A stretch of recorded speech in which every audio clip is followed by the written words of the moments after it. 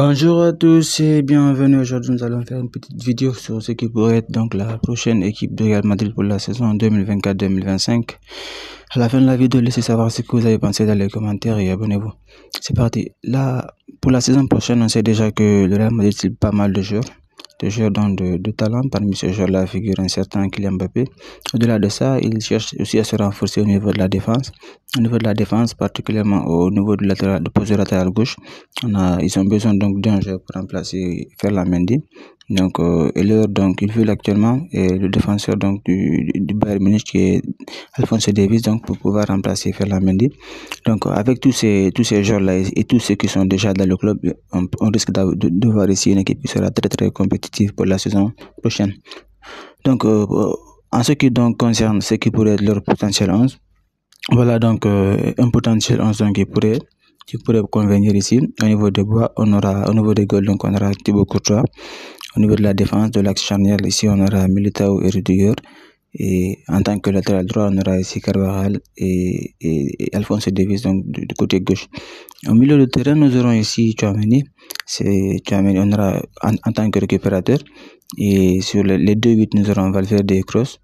À supposer que Modric donc puisse partir à la fin de la saison, donc il a déjà son remplaçant au sein du club qui sera donc dans ce cas-là Valverde qui va le remplacer. Au-delà de ça, au niveau de l'attaque, nous aurons ici Bellingham comme d'habitude, il va certainement pouvoir jouer ici en numéro 10. Et c'est au niveau de l'attaque qu'il y a pas mal donc de complications parce qu'il y a beaucoup trop de choix, il y a beaucoup trop d'options. Dans ce cas-là, donc il peut jouer ici dans leur formation habituelle, même en cas de venue de Mbappé, ils pourraient donc jouer dans leur formation habituelle et garder le jeu de jeu là comme remplaçant. Ou alors ils peuvent aussi essayer une formation différente, mais ça nous allons voir ça tout à l'heure. Donc au niveau de l'attaque, les deux attaquants seront composés de Vinicius ici et Mbappé. Maintenant, au-delà de ça, s'ils jouent de cette façon-là, et avec déjà tous les joueurs qui sont là et tous les joueurs donc qui ciblent, ils peuvent même aligner une deuxième 11, c'est-à-dire qu'ils peuvent avoir ici une équipe, ils peuvent avoir donc deux équipes très compétitives pour pouvoir suppléer en cas de blessure et autres. La deuxième équipe ici, nous pourrons avoir donc au niveau des goals, toujours ici, Lionel aussi qui est en train de prouver actuellement qui est un très bon gardien. Au niveau de la charnière aussi, nous aurons cible actuellement le jeune défenseur ici de Lille, Euro, qui est un excellent défenseur aussi, qui est convoité par pas mal de clubs ici au niveau européen.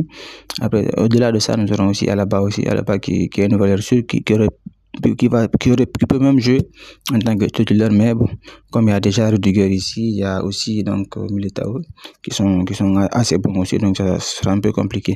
Alors, supposer que Alphonso Davies rejoigne, ça sera très compliqué pour lui. Donc à moins qu'il ne soit en concurrence avec Davies et qu'il arrive à prouver aussi, parce qu'on sait que c'est un très grand joueur aussi.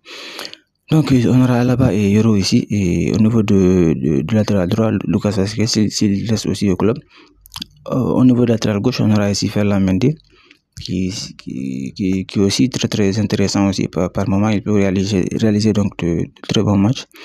Au niveau du milieu de terrain, on aura Kamavinga ici en 6.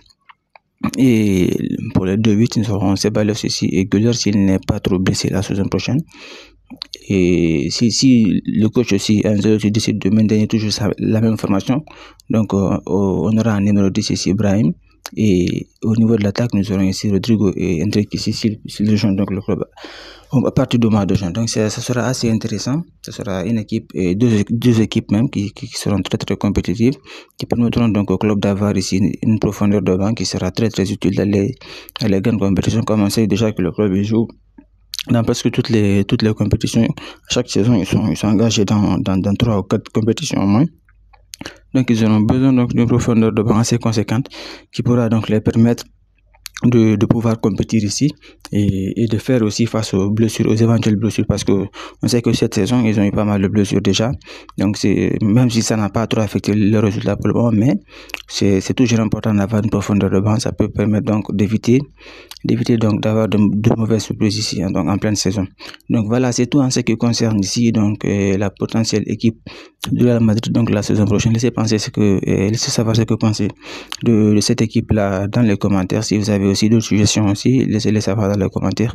Donc on se retrouve très prochainement pour une prochaine vidéo. Abonnez-vous et à très bientôt.